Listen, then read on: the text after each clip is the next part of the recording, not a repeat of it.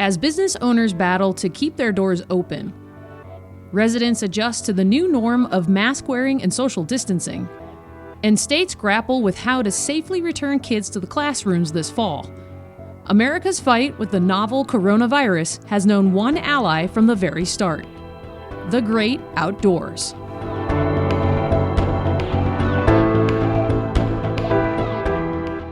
As the unprecedented global pandemic of COVID-19 continues to leave Americans questioning what the future of public health will look like, the United States Congress has taken a monumental step towards the promise of a healthy future for public lands and our access to them.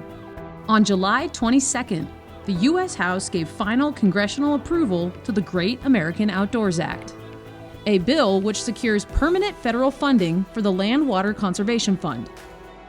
Since it was founded in 1964, this fund has protected millions of acres of public land across the United States, as well as tens of thousands of state and local park projects in all 50 states, including a handful of public parks on Wilmington's west side.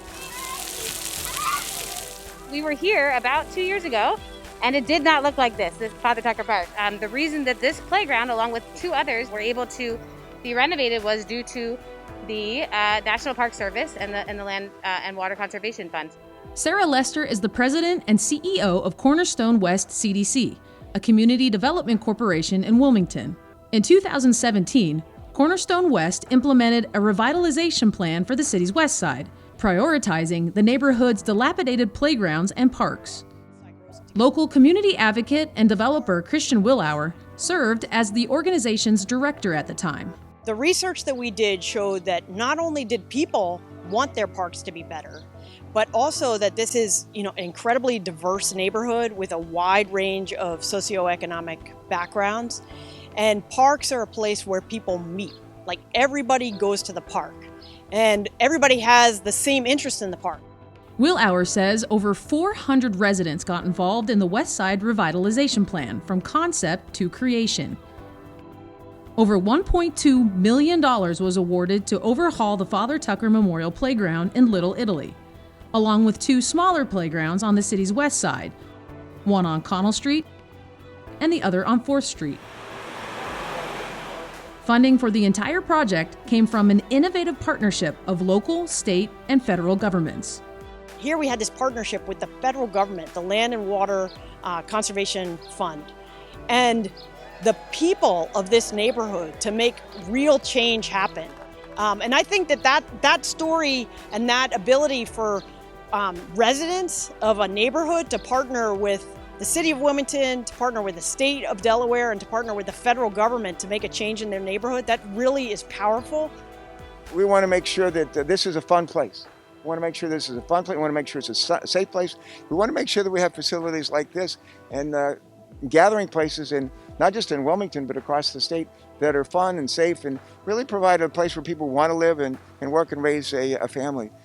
Senator Tom Carper of Delaware was a sponsor of the Great American Outdoors Act, which passed the Senate with rare, sweeping bipartisan support last month. He says a relatively unknown historical fact about the Land and Water Conservation Fund is that its first land acquisition through the state side of the program actually occurred right here in Delaware. In 1965, Brandywine Creek State Park, located just north of Wilmington, was established. This at a time when Delaware did not have much in the way of a state park system. In Delaware, the projects that have been funded through the Land and Water Conservation Fund are everywhere. I mean, every single part of the state has been touched by that program. City parks, county parks. And frankly, the work that we've done in Delaware has been so strategic that it's become a model for how the rest of the country wants to use that money. $900 million a year, to be exact, without a single penny coming from taxpayer dollars. With the signing of the Great American Outdoors Act, our nation solidifies not just a commitment to preserving our public lands, but a commitment to an ally in the fight against COVID-19, and an ally in the fight for social change and equality. The sky is the same everywhere. The clouds move across the sky everywhere. And this program recognizes that the Great American Outdoors are in our neighborhoods. And that the more that we invest in making it possible for people to be outside, the more all Americans can participate in the great outdoors. It's the foundation for how we're going to see change in our neighborhoods. Reporting from Wilmington's West Side, I'm Michaela Austin, 22 News.